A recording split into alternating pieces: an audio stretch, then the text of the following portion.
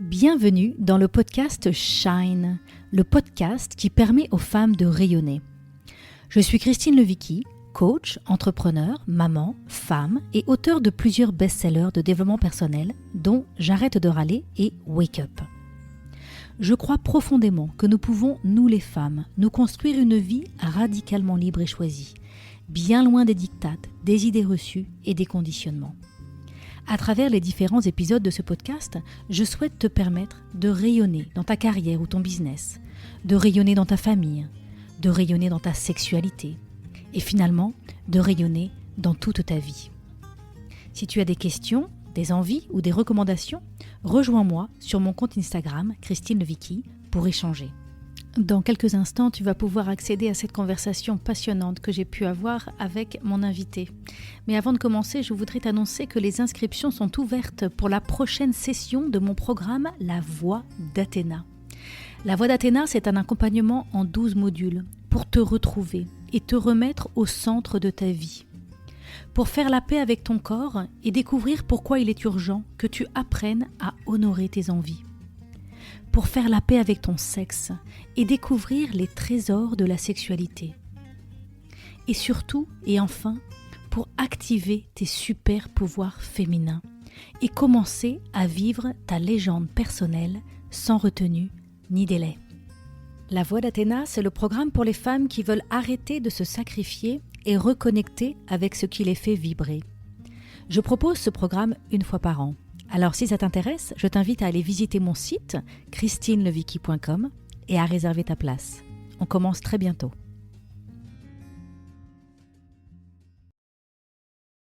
Aujourd'hui, j'ai l'immense plaisir d'échanger avec Caroline Ida pour parler de body positive et de la génération Silver. Quand Caroline se lance dans l'entrepreneuriat à 57 ans, elle ouvre un blog et devient influenceuse Silver sur Instagram avec son compte 50 Years of a Woman. À 61 ans, elle devient une mannequin reconnue avec une taille 44. Elle travaille notamment, surtout, pour des marques de lingerie. Elle est l'auteure du livre Génération Silver, sans tabou ni limite, publié aux éditions Kiwi. Alors bonjour Caroline et bienvenue dans ce podcast. Bonjour Christine, je suis ravie. Alors pour commencer, j'aimerais te donner l'opportunité de te présenter avec tes propres mots. Oui, bien sûr. Alors, tu m'as quand même... Je m'appelle Caroline Ida. Ce sont mes deux prénoms et le deuxième, Ida, est le prénom de ma grand-mère auquel je tiens et que j'utilise sur mes réseaux sociaux. C'est un petit clin d'œil que je lui fais, petit hommage parce que je ne l'ai jamais connue, cette femme.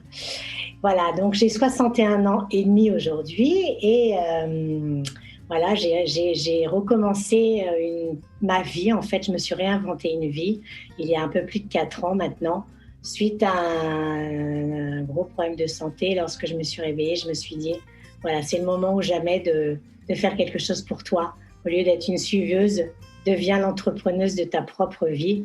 Et je me suis lancée comme ça sur Instagram, avec mon blog en parallèle, ne sachant absolument pas où j'allais, mais je sentais de très bonnes ondes qui me poussaient derrière et qui me disaient, vas-y, vas-y, vas-y. C'était la première fois de ma vie que je ressentais ça. Voilà. C'est intéressant. Est-ce que tu peux nous décrire un petit peu ces ressentis? Parce que ça, je parle souvent de ça dans mon travail et moi, je suis coach donc depuis 15 ans. Je t'ai expliqué ça avant qu'on commence l'enregistrement tout à l'heure. Et je parle souvent de cette idée de suivre sa légende personnelle. Et de dire quand vous suivez votre légende personnelle, la vie conspire à vous soutenir. Donc ça, c'est une phrase de Paulo Coelho dans son livre L'Alchimiste. Quand vous suivez votre légende personnelle, la vie conspire à vous soutenir. Et ce que tu décris, ça a l'air d'être ça. Donc est-ce que tu peux nous parler un petit peu de cette idée tu sentais les bonnes ondes, comment tu les sentais, quelle était cette expérience? Oui, alors c'est vrai que ça fait complètement écho. Je connais le livre, je l'ai lu, mais je me souvenais plus et ça fait totalement écho. Tu sais, en fait, je me suis réveillée dans tous les sens du terme et contrairement à ce que les gens pouvaient me dire autour de moi, ma famille, etc., qui me disaient mais qu'est-ce que tu vas faire, un Instagram, un blog, etc. Je me disais mais moi je suis mon instinct. Alors je disais voilà, c'est mon instinct, c'était ça qui me guidait et j'ai toujours écouté. Alors plus ou moins fort, suivant les périodes de ma vie. Mais là, c'était un truc que j'avais jamais ressenti. C'était comme, tu vois, si c'était un appel de l'univers qui me disait vas-y, lance-toi, là c'est le moment, ou jamais d'ailleurs, et je te soutiendrai. Voilà, c'est un peu, comment je pourrais l'expliquer de façon peut-être plus concrète, même si C'était un peu irrésistible, c'était une envie irrésistible. Voilà, exactement. Mais irrésistible et inexplicable, en fait, hein, tu vois? Donc c'était vraiment je te dis, la première fois de ma vie. Donc je pense que ce passage douloureux dans la vie m'a aussi ouvert les yeux sur certaines choses. Moi, je suis une personne très ancrée aussi, hein, comme tu l'es, d'après ce que tu m'as dit aussi. Mais là, je me suis plus laissée porter par mon cœur, alors que c'est plus mon cerveau généralement qui me guide. Et là, c'est mon cœur qui a été décisionnaire, je dirais, cette fois-ci, qui a pris le dessus. J'imagine aussi qu'il y avait plein d'autres choses que tu aurais pu faire. Plein d'autres, peut-être que ta famille d'ailleurs t'encourageait à faire plein d'autres choses que tu aurais pu faire. Mais en fait, ces choses-là ne t'intéressaient pas du tout. En fait, il n'y avait aucun élan vers les autres choses. Il y avait un élan vers ce projet et tout le reste devait te sembler terne. Oui, mais en fait, je vais dire franchement, c'est qu'en fait, il n'y avait rien d'autre, puisque c'est là que je me suis aperçue du peu d'intérêt que les femmes de 50 ans ont, que la société a pour les femmes de plus de 50 ans. Parce qu'en fait, j'avais envoyé quand même des CV, mais il n'y avait aucun retour. Non, il y avait aucune autre envie qui me taraudait, à part celle-là, quoi. Et je l'ai suivie vraiment. Je fais souvent cette distinction, et tu l'as dit tout à l'heure, hein, c'était pas mon cerveau qui a suivi, j'ai suivi mon cœur. Et je fais souvent cette distinction entre le raisonnable et la résonance. C'est ça. Et on a tendance à vivre notre vie uniquement dans le raisonnable et à faire des choix raisonnables, le choix raisonnable de nos études, le choix raisonnable de notre premier job, le choix raisonnable de notre CV, le choix raisonnable de dans quel quartier on va acheter un bien immobilier, et à constamment chercher à faire des choix raisonnables. Et à force de faire des choix raisonnables, on peut perdre notre résonance. Et j'ai l'impression que, tu vas me dire si c'est ça, mais cet incident de santé que tu as eu a un peu provoqué ce réveil du cœur, en fait, de dire mais j'ai envie de raisonner, en fait, maintenant que vu que je continue à vivre, vu que voilà, je suis encore en vie, j'ai envie de mettre le cœur, j'ai envie de donner de la place à mon cœur et de faire des choses qui sont de l'ordre de la résonance, en fait. Oui, c'est tout à fait ça, tu as absolument bien tout décrit, c'est exactement ça. Et c'était vraiment quelque chose qui est nouveau pour moi. Qui était totalement nouveau pour moi. Comme je te dis, moi, je suis assez cartésienne, j'ai les pieds dans le sol et voilà, je mettais plus la raison avant que cette résonance qui parfois me faisait des petits clins d'œil, mais non, il fallait faire les choses telles qu'on les attendait de moi. Là, j'ai fait les choses telles que je les attendais, telles que j'avais envie de les faire et telles qu'elles me semblaient les plus pertinentes pour cette renaissance dans un nouveau départ, quoi. Alors, dans ce nouveau départ, j'aimerais bien savoir comment ça t'est venu, cette idée de te lancer dans le mannequinat, en fait. Alors, le mannequinat, en fait, c'est venu seulement il y a 1 an et demi, hein, et j'ai jamais pensé à être mannequin de ma vie, hein. C'est un peu arrivé par hasard. J'ai commencé donc en étant sur Instagram. J'avais un petit compte Instagram. Et puis je sais pas, tu sais, il y a des trucs qui viennent que tu peux pas forcément expliquer. Je me suis dit tiens, j'ai envie de lancer un compte Instagram avec mon blog. J'ai demandé à ma fille de créer mon blog et j'avais envie de faire quelque chose d'un peu artistique parce que j'ai été commerciale toute ma vie, donc c'est pas vraiment artistique, hein. Et j'avais envie de montrer un côté artistique de ma personne, donc je faisais mes photos, bien sûr, les selfies, puis je prenais beaucoup de photos sur Pinterest, ou alors je mettais des couleurs, je faisais des espèces de semaines de couleurs, orange, rose, etc. Et puis ça a emballé, et puis en fait, je pense que j'étais là au bon moment. Tu sais, il y a des moments où tu te dis, tu es là au bon moment avec les bonnes personnes. Et puis voilà, c'est un point, c'est tout. Donc je pense que j'ai été là au bon moment. Et de par ma sincérité, de mon authenticité aussi, bien sûr. Hein, parce que j'aurais été, peut-être, je l'aurais fait de façon différente qui n'aurait pas été moi. Peut-être que ça n'aurait pas pris, quoi. Mais voilà, donc au début, ça a été une galère, hein, parce que j'étais au chômage et là, je voyais la fin de mon chômage arriver, et toujours pas de sous-rentrée, parce que pendant 2 ans et demi, j'ai fait que des collaborations avec des marques, c'est-à-dire des échanges produits, hein, comme on fait quand on est influenceuse, terme que je déteste, entre parenthèses, hein, parce que moi, je ne m'appelle pas influenceuse, je suis une femme qui parle de la vie avec d'autres femmes et qui est une femme engagée, voilà. Et puis, au bout de 2 ans et demi, enfin 2 ans, les gens me disaient « Ah, mais vous n'êtes pas ancien mannequin » et tout. Je disais « Non, j'ai jamais fait ça et j'y ai jamais pensé. » Et voilà, je me connais et ça n'a jamais été le rêve de ma vie. Et puis, au fur et à mesure, au plusieurs mois, je me suis dit « Bon, écoute, on va essayer, on va voir. » Donc, j'ai envoyé mes selfies aux agences parisiennes. Elles me répondent la plupart « Oui, super, tu vas bosser, etc. » Niette. Il ne s'est rien passé pendant des mois. Mm-hmm. Donc, écoute, moi, je continuais mon petit truc. Les gens commençaient sur Instagram à venir me chercher, mais là, comme je mange pas, enfin, je paye pas mon loyer avec des crèmes, hein, comme je disais. Donc, maintenant, j'ai une certaine notoriété, un certain nombre de followers, donc maintenant, il faut me payer. Voilà, on a commencé à me payer, pas des grosses sommes, hein, mais bon, ça me permettait de survivre, je dirais. Mm-hmm. Et voilà, et puis je suis arrivée, j'ai fait un truc au salon de la lingerie où ils invitaient des influenceuses à défiler il y a 1 an et demi en maillot de bain pour le body positive, justement, on y arrive. Et puis, les gens du salon de la lingerie, la chorégraphe, ont eu un coup de cœur pour moi et 6 mois après, ils m'ont rappelé en me disant « Tu es mannequin sur le catwalk du salon de la lingerie, payé en tant que mannequin. » Alors, tu vois, le truc incroyable, quoi. C'était la première fois que les marques acceptaient un profil comme le mien, c'est-à-dire presque 60 piges, 44, un petit 44 fillettes, comme on dit, et puis mes imperfections. Voilà, donc c'était dingue. Alors j'y suis allée, mais quand je suis allée sur le catwalk, j'emmenais toutes les femmes avec moi, c'était moi qui défilais, mais c'était la tête haute pour dire, bah oui, on est là, regardez-nous, parce qu'on est encore là, on est sexy, et on est encore sur le catwalk, et on existe, voilà. Et ça a commencé comme ça. Et puis, après, les choses se sont faites petit à petit. J'ai eu 2 shootings, 3 shootings, des photographes qui avaient envie de bosser avec moi et qui aimaient bien mon énergie, je pense, et puis de montrer une autre catégorie de femmes.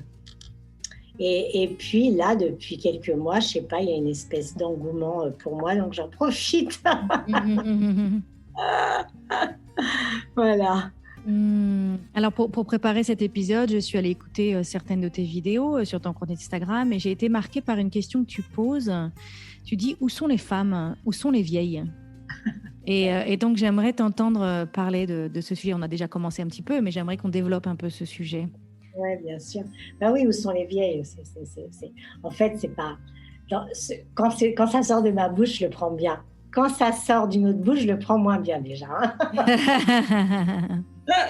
Alors, où sont les vieilles ? Écoute, déjà, moi, je me suis aperçue que lorsque j'ai commencé mon compte Instagram, moi, j'étais accro à acheter tous les magazines féminins et voilà, je ne faisais pas attention qu'il n'y avait en fait aucune représentation de femmes de mon âge, mais que des jeunes femmes magnifiques, certes, photoshopées aussi, mais qui n'étaient pas, en fait, qui n'étaient pas une représentation de ma génération. Mais je faisais pas attention. Et vraiment, quand je me suis mise sur Instagram, et je me suis dit, mais j'ai eu un espèce d'éveil, encore un nouvel éveil, tu vois, comme quoi. Et je me suis dit, mais c'est pas possible. Dans les magazines, on n'est pas là. À la télévision, on n'est pas là. Dans les films, on n'est pas là. Alors, dans la rue, on est là. Sauf que la société, l'agisme pour la société aujourd'hui est quelque chose, et une discrimination aussi forte que le sexisme, je pense, est très violente et surtout adressée contre les femmes. Parce que les hommes, ils ont moins ce problème. Et donc, je me suis dit rapidement, ça va devenir mon combat. Alors, le combat est peut-être un mot fort, mais pourtant, moi, je l'utilise. Ça va devenir mon combat, c'est-à-dire de vouloir casser cette invisibilité des femmes de plus de 50 ans à travers la société. Je vais y aller, je vais montrer, parce qu'on est obligé, il y a un moment où tu es obligé de te montrer sur les réseaux, qu'il y ait une représentation, une espèce de comme me disent mes copines sur Instagram, elles me disent, t'es notre étendard, tu vois, comme j'étais le drapeau, et je disais, venez avec moi, regardez les sexygénaires, les femmes silver, et non pas les seniors, et voilà, et c'est devenu très fort, et du coup, beaucoup de femmes se sont retrouvées dans mes mots parce que elles avaient la même impression que moi, sauf que ça n'avait pas tilté forcément dans leur tête, ou elles n'avaient pas osé se le dire, ou elles n'avaient simplement pas envie de le voir, tu vois. Oui.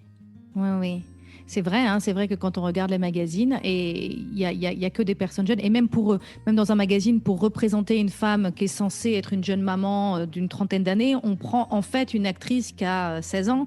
Donc même pour essayer de représenter un âge, on prend toujours des personnes qui sont toujours plus jeunes que leur âge. C'est ça. Et du coup, quel message ça envoie à notre société? Et puis quel message ça envoie aux femmes, en effet, cette culture du jeunisme. Je crois que j'ai fait un épisode récemment avec Frédéric Sintra, et je me souviens plus du chiffre exact, mais il me semble qu'elle me disait que plus de 50% des femmes avaient plus de 50 ans ou quelque chose comme ça. C'est une femme sur deux à plus de 50 ans aujourd'hui, ouais. Voilà. C'est dingue. Et donc, en fait, du coup, c'est pour ça que j'ai sorti ta phrase et qu'elle m'a touchée, parce que moi, c'est quelque chose que j'ai ressenti. Et donc, je vais pas la redire parce que tu n'aimes pas quand elle sort de ma bouche. mais c'est vrai. Je t'autorise. Où sont les vieilles? Et moi, ça m'a interpellée aussi personnellement, et c'est pour ça que j'ai voulu t'inviter dans ce podcast, parce que moi, donc, j'ai 47 ans, je vais avoir 48 ans, et donc, j'approche de cet âge où on devient invisible, où on n'est plus représenté, en fait. Qu'est-ce que ça veut dire devenir invisible? Ça veut dire qu'on n'est plus représenté, qu'on ne nous voit plus. Et du coup, il y a déjà 1 an de ça, ou 2 ans même, je crois, il y a 2 ans de ça, tu vois, intuitivement, en écoutant ma résonance intérieure, j'ai fait un tableau de vision. Je ne sais pas si tu connais l'exercice des tableaux de vision. J'en fais aussi, moi, alors. Voilà. Et donc là, j'ai fait un tableau de vision sur lequel je n'ai collé que des photos de femmes plus âgées que moi. Ah ouais. Et que des photos que j'ai récupérées par-ci et par-là, même sur Internet. Et c'est que des femmes qui sont belles, mais qui sont belles dans leur âge, à leur âge, qui ne cherchent pas à être un autre âge que le leur, et qui sont vraiment belles avec leurs rides, avec leurs cheveux gris, et il y a une beauté dans leur regard, il y a une profondeur, il y a quelque chose. Et j'ai créé ce tableau de vision, et il est derrière moi. Derrière moi, parce qu'il est dans mon bureau, il s'avère que là, il est derrière moi physiquement, mais je le vois tous les jours. Ouais. Et mon idée, c'était de pouvoir regarder en avant vers mon avenir et me réjouir, d'avoir une représentation de mon avenir vers laquelle j'ai envie d'aller, plutôt que de constamment regarder en arrière et regretter ma jeunesse, regretter et vouloir revenir en arrière. Moi, je me suis dit, non, mais moi, j'ai pas envie de regretter et d'avoir constamment envie de me rattacher au passé. J'ai envie de continuer à avoir envie d'aller de l'avant dans ma vie. Et donc, j'ai créé ce tableau de vision avec toutes ces photos et toutes ces images pour m'inspirer, en fait. Très chouette. Franchement, j'adore.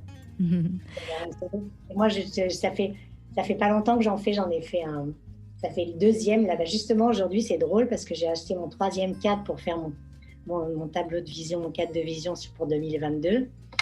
Et tu vois, et ce que je disais à ma fille, parce que j'ai une fille et un garçon, je disais à ma fille, tu devrais faire ça parce que c'est vraiment les choses de cette année que j'avais mis sur mon cadre de vision. C'est très personnel en plus, on n'a pas vraiment envie de le donner, de le montrer, hein, ce truc. Et vraiment, il y a des choses qui se sont réalisées, quoi. Donc, c'est fort. Hein. Tout à fait. Donc, j'ai écrit un livre qui s'appelle Wake Up, 4 principes fondamentaux pour arrêter de vivre sa vie à moitié endormie. Et dans ce livre, je donne des instructions pour se fixer des objectifs pour l'année, et des objectifs qui font chanter votre cœur, des objectifs qui résonnent, et surtout pas des objectifs raisonnables. Donc, j'ai tout un exercice pour se fixer des objectifs qui résonnent. Et à l'issue de cet exercice, j'invite les personnes à se faire un tableau de vision qui représente l'année, justement, qu'ils ont envie de créer, en fait, pour eux-mêmes. Donc, c'est un exercice que quand je fais des stages, quand je fais mon séminaire Wake Up, j'accompagne les participants à faire leur tableau de vision. Ah ouais, c'est génial. Voilà.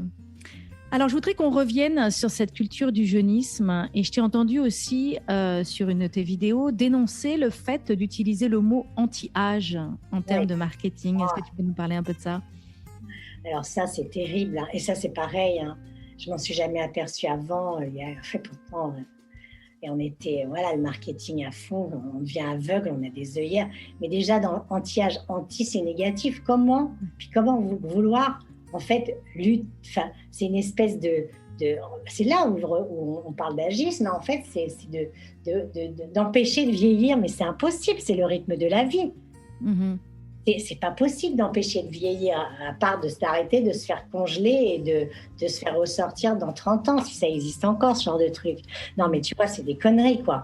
Donc, moi, c'est vrai que ce mot anti-âge, à chaque fois que je rencontre des personnes qui sont dans la beauté ou des marques, etc., je leur dis, essayez d'utiliser autre chose. Et je suis très contente parce qu'il y a une marque avec qui j'ai travaillé dernièrement et qui est une marque française assez connue, hein, je ne sais pas si je peux la nommer ou pas, mais bon, Comme peu tu importe. veux, comme tu veux. Oui, c'est Docteur Pierre Rico, en fait. C'est une marque qui existe depuis 40 ans à peu près, qui se vend que sur Internet, et ils sont venus me chercher pour faire un partenariat. Et quand j'ai parlé à la jeune nana à la jeune femme qui venait d'arriver, je leur ai dit, bon, déjà, il y a un truc, il va falloir qu'on se mette d'accord, hein, mais moi, l'anti-âge, c'est niette, hein. Si vous voulez bosser avec moi, c'est pro-âge.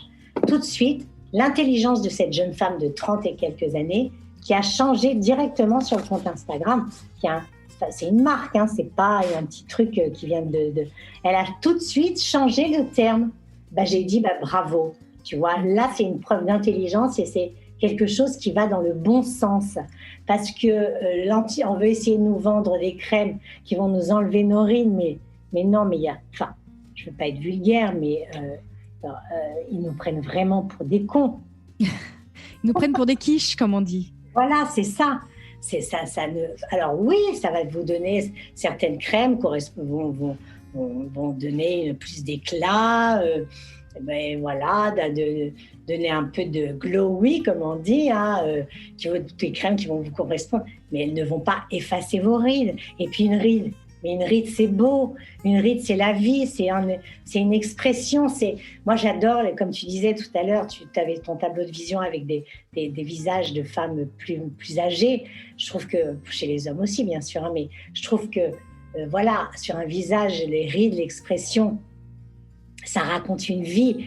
Le regard avec toutes ces petites imperfections autour des yeux, de la bouche, quand on rit, quand je trouve ça beau. Moi, ça me touche et les visages tout lisses ne me parlent pas, quoi.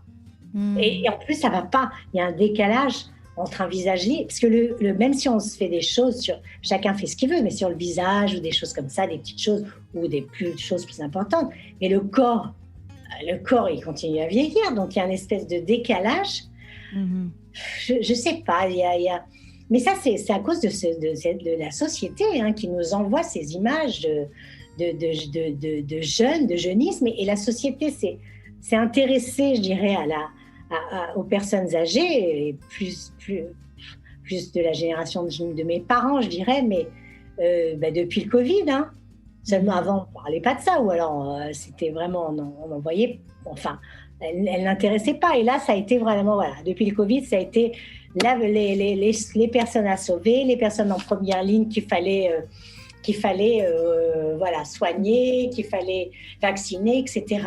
Mais voilà, c'est très récent. Et c'est pas normal.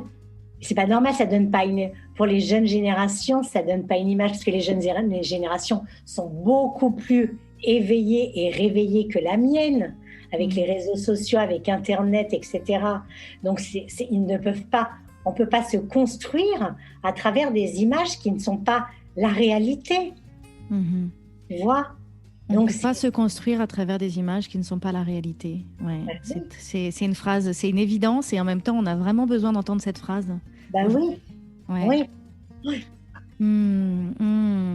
Alors, donc il y a vraiment un message de body positive, hein. C'est quelque chose, donc il y a l'agisme et il y a le body positive qui sont vraiment deux thèmes qui te parlent énormément.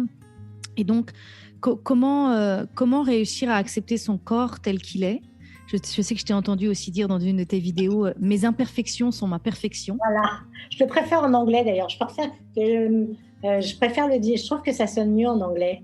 My imperfections are my perfection. Yes. Ça marche bien en français aussi. Je trouve que ça marche très bien en français aussi. Aussi. Non, mais c'est vrai que c'est. Et il faudrait que les femmes acceptent ça, simplement. Mais c'est pas tout simplement, justement, c'est un vrai travail. Parce que, alors, moi, j'explique, hein, le body positive. Alors, le body positive, pour moi, c'est pas allez, on va manger n'importe quoi, on va au McDo, on bouffe 3 paquets de gâteaux par jour, du chocolat, on laisse son corps s'en aller à la dérive. Non.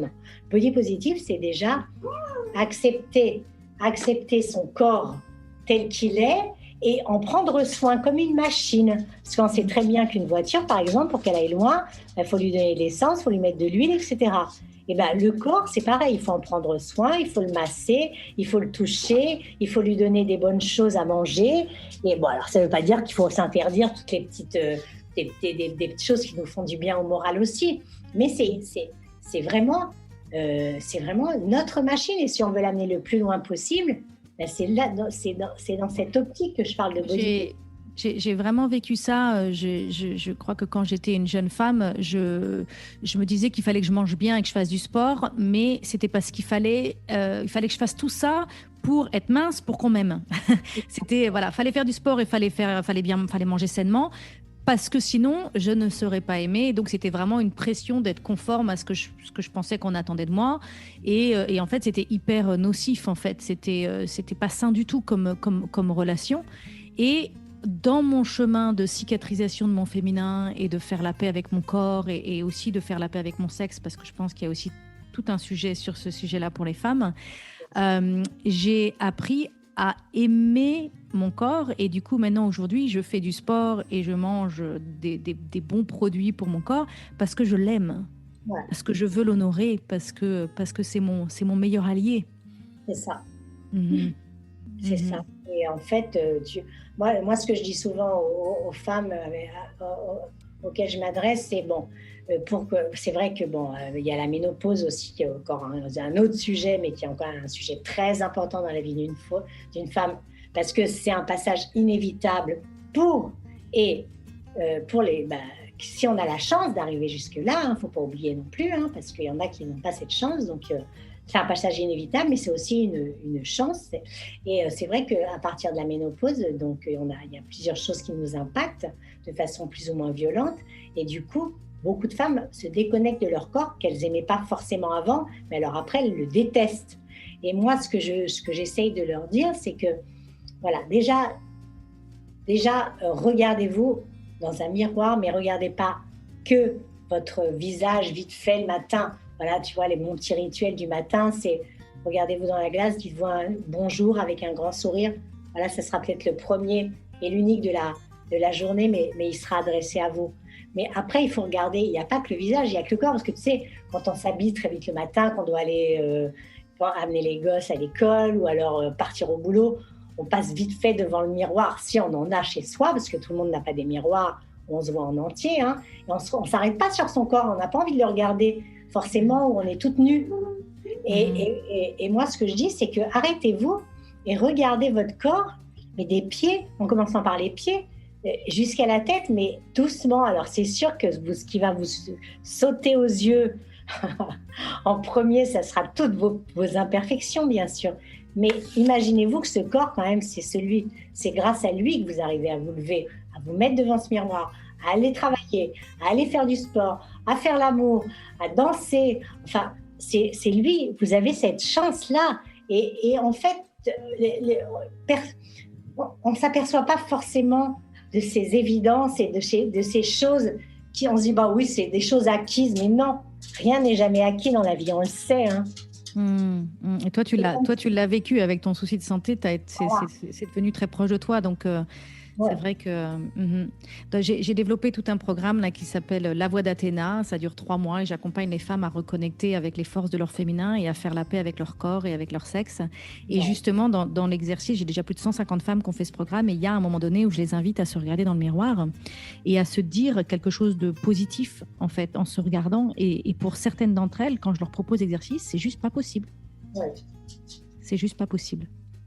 Oui, c'est sûr. Ça, je le comprends parce que moi, je les entends, hein, je les vois bien. J'ai discuté avec pas mal de femmes et elles ont du mal quoi, de se mettre nues face à un miroir comme ça et d'accepter l'image que l'on a en face de soi. Et en fait, l'image de soi, bah, c'est nous. Et quand on a donc, voilà, on a des passages dans la vie où on est plus ou moins bien, puis cette ménopause qui fait que le corps change, hein, malgré tout, on a beau dire ce qu'on veut, même si on continue à faire du sport, qu'on mange bien, etc., le corps a tendance à changer et il y a des personnes qui le vivent plus ou moins bien, qui sont, quand je dis très impactées, ça veut dire que vraiment des prises de poids importantes, et puis surtout qu'elles n'osent pas en parler, parce que c'est encore un sujet tabou. Et tant qu'on ne parle pas des choses, ben malheureusement, on ne peut pas après mettre des mots pour pouvoir aller mieux. Vous voyez, et tu vois, et donc du coup, la ménopause, c'est vraiment un sujet dont il faut parler et qu'il faut... J'ai enregistré un épisode sur le sujet de la ménopause qui va bientôt être partagé. Ouais. Voilà, parce que c'est très, très important, parce qu'il y a des solutions. C'est pas le truc... oui, c'est un passage de la vie, voilà, mais il y a des solutions pour celles qui la vivent mal. Il faut se faire accompagner. Il y a des personnes qui sont spécialisées là-dedans. Moi, je ne le suis pas, mais en tout cas, il y a des personnes spécialisées, comme toi, en l'occurrence, qui peut aussi aider des femmes à se reconnecter avec ce corps qu'elles détestent. Hein. Oui, et moi, ça me semble important de vraiment, je suis engagée aujourd'hui à aider les femmes à faire la paix avec leur corps, parce que j'ai l'intime conviction que dans le corps de la femme, il y a une force de création d'abord. Il y a vraiment un pouvoir de création. Le corps de la femme est fait pour créer la vie, mais au-delà de ça, le corps de la femme, on a, à travers nos ressentis, à travers nos intuitions, on a en nous cette capacité de sentir le pouls de la vie, de sentir ce qui a envie d'émerger. Et c'est ce qui s'est passé pour toi quand tu as suivi ton intuition, quand tu as suivi ton cœur, la vie après a conspiré à te soutenir. Mais ça, c'est un ressenti corporel, on le sent dans nos tripes, on le sent dans notre corps, c'est une expérience intérieure en fait, d'écouter cette guidance intérieure. Mais si on vit à quelques centimètres de notre corps parce qu'on déteste ce corps, eh ben on n'a pas accès à cette guidance intérieure. Et c'est pour ça que moi j'ai énormément à cœur d'aider les femmes à faire la paix avec leur corps, déjà parce que c'est quand même dommage de vivre avec un ennemi, de vivre voilà, si proche de son pire ennemi. C'est quand même dommage, ça serait quand même mieux que notre corps soit notre meilleur allié, c'est que ça rend la vie quand même beaucoup plus agréable. Et en plus, ça nous permet d'accéder à une guidance qui est vraiment riche dans la vie. Je vois tellement de femmes qui me disent « je me suis perdue, je me suis tellement occupée des enfants, je me suis tellement occupée de mes dossiers, de mes clients, de mon patron, de mes projets, de tout ce qu'il y avait, de ma maison, de tout ce qui était à l'extérieur de moi, qu'en fait je me suis perdue. »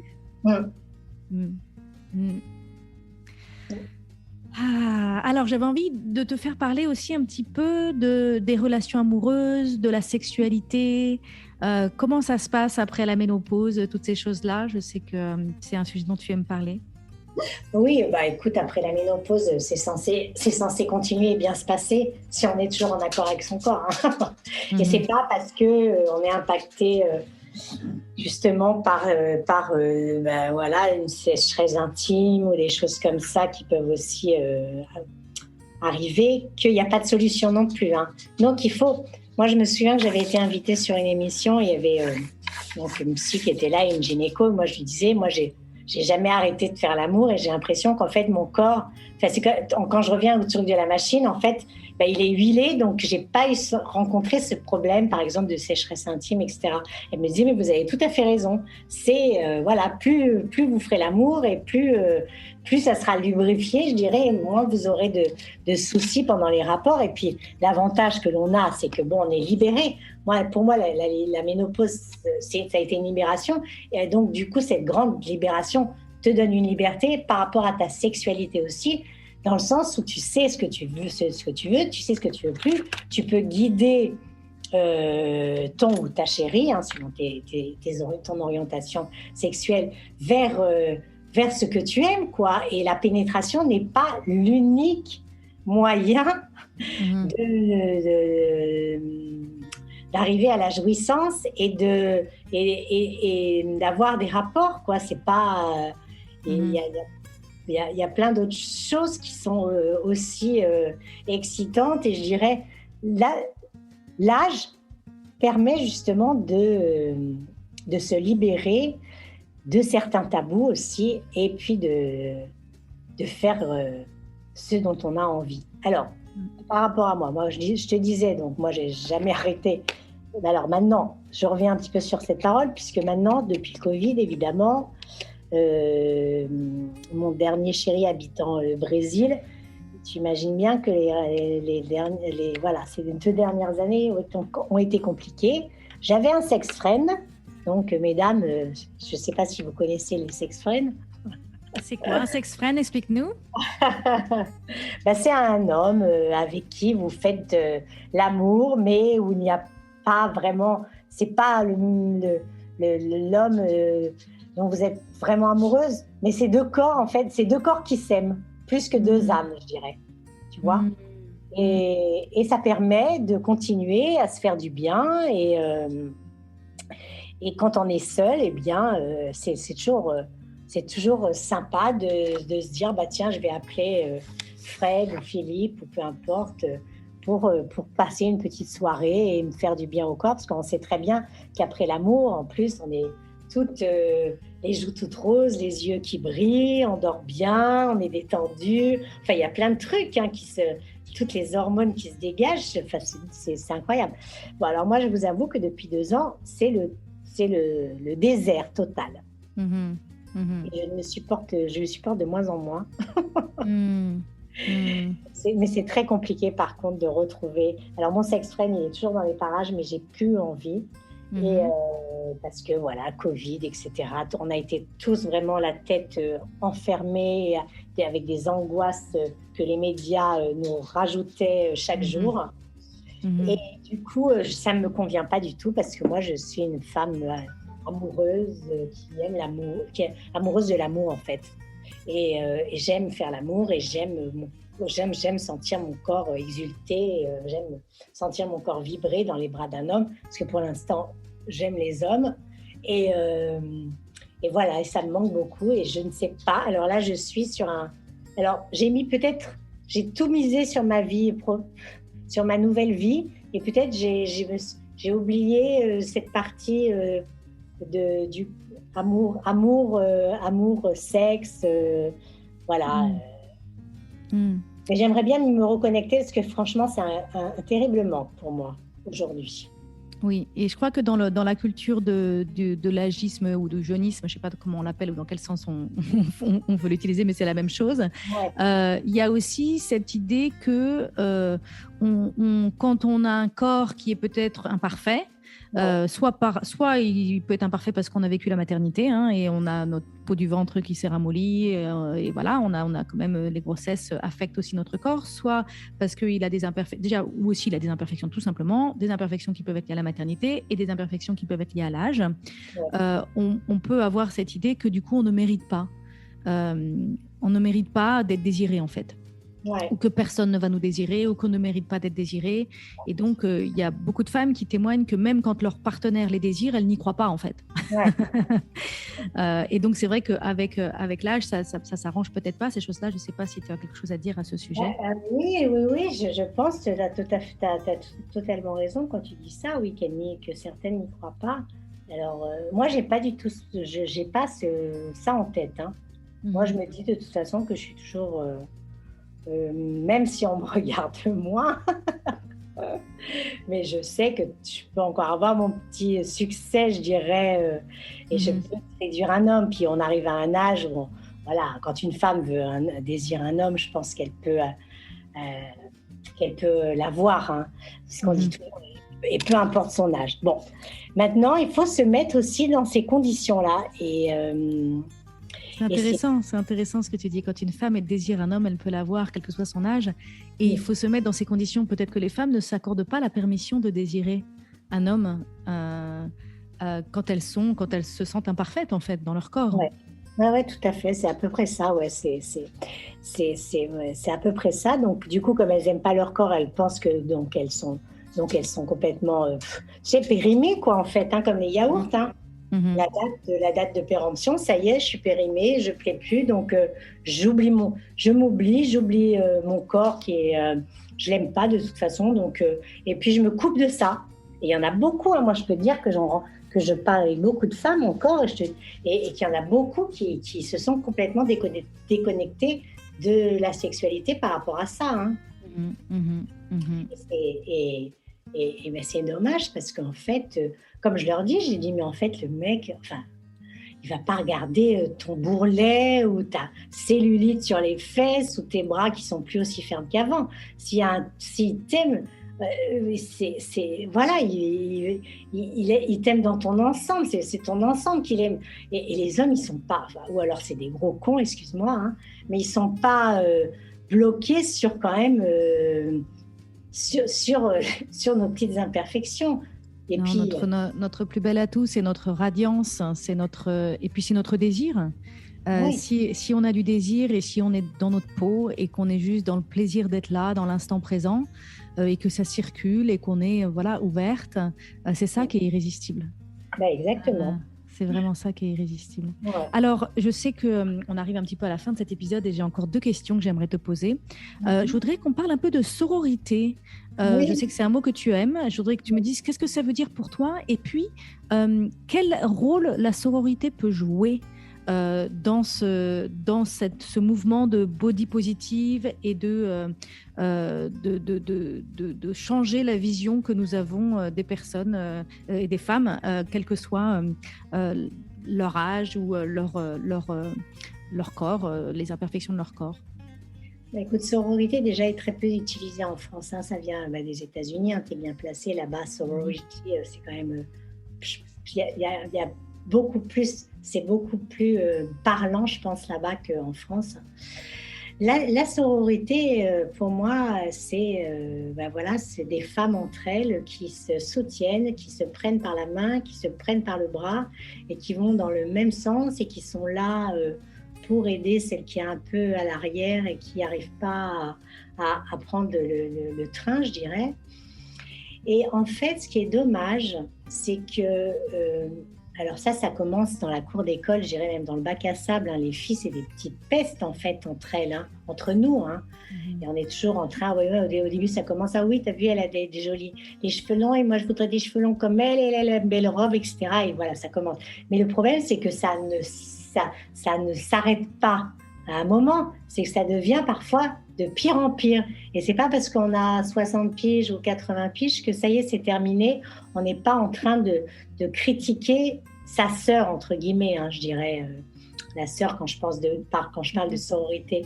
Et moi, je suis un peu agacée. Pourtant, tu vois, je dis doucement et un peu mais avec un petit sourire forcé. Je suis un peu agacée par ces femmes qui perdent leur énergie à critiquer d'autres femmes.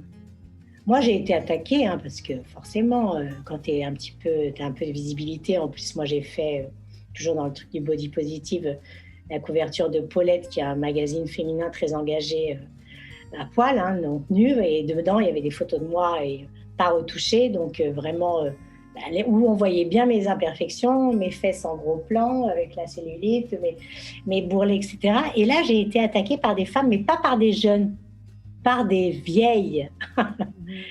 Et là, je me suis dit, ah ouais. Et les jeunes ont été magnifiques parce qu'en fait, elles les ont remis. Moi, j'ai pas voulu perdre mon énergie, mais elles les ont remis à leur place. Moi, ces personnes-là ne m'intéressent pas. C'est des personnes qui sont pas dans la même énergie que moi. Et je n'ai pas envie de perdre mon temps à répondre à des femmes qui, en fait, ne sont pas en accord avec elles-mêmes. Parce que si tu es en accord avec toi-même, tu sais très bien que personne n'est parfait et qu'on est toutes différentes et que moi, je me présente moi en tant que Caroline Ida, mais je ne représente pas toutes les femmes. Je ne dis pas toutes les femmes de plus de 50 ans sont comme moi, bien sûr que non. Et heureusement, c'est justement la diversité et le fait qu'on soit toutes uniques qui est la richesse. Donc, celles ne m'intéressent pas, donc je les bloque et je ne leur parle plus. Et c'était des femmes que je connaissais. Donc, la sororité, alors les jeunes, la jeune génération, parce que je parle beaucoup avec des jeunes femmes aussi, sont beaucoup plus dans ce mouvement-là. Et je trouve ça bien. Parce que moi, tout ce que je fais, c'est pour les futures générations. Ma génération, voilà, c'est too late. Maintenant, c'est vraiment pour ouvrir les portes aux futures générations. Et quand je vois qu'elles sont tellement engagées et que la sororité fait résonance en elles, là, je me dis, ça, c'est bien. Parce que moi, j'aurais bien voulu parfois être plus sentir des femmes qui sont plus dans cette énergie-là de sisterhood et on est ensemble, et plus on est ensemble, plus on est forte et plus les choses changeraient vite. Si on était toutes ensemble, les choses auraient évolué depuis beaucoup plus longtemps. Je parle par rapport aux médias, etc. Mais non, chacun reste dans son petit coin à faire son petit truc ou alors à critiquer sa voisine. Mais non, regardez-vous et arrêtez. Moi, ça me... Donc la sororité, c'est l'opposé de la compétition, l'opposé de la comparaison. Et puis, c'est se serrer les coudes et se retrouver ensemble. Donc, c'est aussi sortir de l'isolement, sortir d'être chacune de notre côté, à essayer de gérer nos vies débordantes et qui nous épuisent. Et peut-être plus d'entraide, plus de solidarité. Plus d'encouragement, j'entends aussi plus d'encouragement, notamment pour celles qui ont envie d'écouter leurs désirs profonds, celles qui ont envie d'aller de l'avant, celles qui sentent de la résonance en elles et qui ont envie de sortir de leur zone de confort pour faire quelque chose, de savoir qu'on a des sœurs qui nous encouragent, des sœurs qui nous soutiennent, des sœurs qui croient en nous, même quand nous, parfois on ne croit plus en nous, on doute. Et donc la sororité, c'est vraiment ce cercle de femmes qui est un peu notre terreau, notre berceau, cet endroit où on sait qu'on sera toujours accepté dans notre puissance et dans notre vulnérabilité. Savoir un endroit où on peut montrer notre puissance et on sait qu'elle va pas déranger, elle va pas être jugée, elle va pas être critiquée. J'ose être sur la couverture de Paulette. Ça, c'est vraiment un acte audacieux et de savoir que tes sœurs te soutiennent par rapport à ça. Et puis, à un moment donné, peut-être que tu auras une galère, un coup de mou. Et puis, tes sœurs, elles sauront aussi t'accepter dans ce moment de vulnérabilité et t'accueillir dans ce moment de vulnérabilité. C'est ça, la sororité. Tout à fait. Et je crois aussi que dans la sororité, il y a vraiment quelque chose de l'ordre de entre nous, on doit montrer l'exemple. C'est-à-dire que quand tu montres tes photos ou quand tu partages tes vidéos sur Instagram sans mettre de maquillage, tu nous donnes à toute la permission de faire la même chose. Et quand moi, je fais autre chose, je donne la permission aux personnes qui regardent ce que je fais à faire aussi la même chose. Et donc, il y a vraiment une permission entre sœurs qu'on peut se donner donner la permission. Tout à fait, c'est vrai. Je ressens aussi, Alors, une dernière question. La tagline de ce podcast, c'est « Wake up, rise up and shine », le podcast pour accompagner les femmes à vivre une vie radicalement libre et choisie et vraiment à vivre cette idée de vivre sa vie sans retenue ni délai. D'accord ? Et je veux savoir, qu'est-ce que ça veut dire pour toi ? Vivre sa vie sans retenue ni délai, vivre une vie radicalement libre et choisie. Moi, c'est ce que je dis souvent, c'est oser, tout simplement. Oser vivre... Oser faire ce qu'on a envie de faire et ne s'en foutre un peu du jugement de l'autre, des autres ou de la société, quoi. Parce que si on ose, au moins, on aura poussé la porte, on sera allé voir ce qu'il y a de l'autre côté de la porte. Alors, on peut se planter, certes, mais au moins, on aura vu. Si on n'ose pas et qu'on reste toujours sur le « non, je sais pas, parce que tu vois, tu comprends, etc. » Oui, ok, et puis les années passent et puis au bout du compte, tu te dis « oh, j'aurais dû faire ci, j'aurais dû faire ça ». Voilà, tout simplement. Oser honorer nos désirs profonds, oser honorer notre cœur, notre résonance. Et pas se préoccuper de ce que les autres vont en penser. Voilà, exactement. Super, merci beaucoup Caroline. Alors où est-ce que les auditeurs peuvent te retrouver et te suivre? Donc bien évidemment, je vous invite tous à vous procurer le livre de Caroline Hida, Génération Silver sans tabou ni limite. Et sinon, donc rappelle-nous ton compte Instagram, ou est-ce que tu as d'autres endroits où tu souhaites que les personnes te retrouvent? Écoutez, d'abord, merci de m'avoir reçu sur ce podcast. C'était vraiment très, très chouette. En fait, on était bien connectés. Je pense qu'on a quand même beaucoup de choses en commun. Ça, c'est bien. J'adore. Et 50 Years of a Woman, où vous mettez Caroline Hida et puis vous me retrouvez facilement maintenant. D'accord, super. Je vous invite vraiment, vraiment à suivre Caroline sur Instagram. Elle fait plein de petites vidéos très sympas, très conviviales, très authentiques et très pertinentes. J'adore. Merci beaucoup. Au revoir. Au revoir. J'ai vraiment aimé parler aussi librement, aussi simplement et sans tabou avec Caroline Hida. Si vous aussi ça vous a plu et si vous avez envie de découvrir d'autres invités et d'autres épisodes et d'autres conversations passionnantes sur ces sujets, je vous invite à écouter l'épisode 63 intitulé « L'ambition des femmes quinquas », ainsi que l'épisode 67 intitulé « L'invisibilisation des femmes de plus de 45 ans » et enfin l'épisode 70 « La ménopause, une naissance à soi ». Si tu aimes ce podcast et que tu veux m'encourager à continuer, je t'invite à mettre 5 étoiles à partir de ton téléphone sur Apple Podcast ou sur ta plateforme préférée. Tu peux aussi partager l'épisode que tu viens d'écouter avec ton entourage si tu penses que cela pourrait les intéresser. Et si tu as envie d'aller plus loin, je t'invite à t'inscrire à la newsletter Shine sur mon site christinelevicky.com/inscription. Tu pourras recevoir mes meilleurs conseils pour prendre le pouvoir sur ta vie et rayonner. En attendant, je te dis à bientôt pour un nouvel épisode.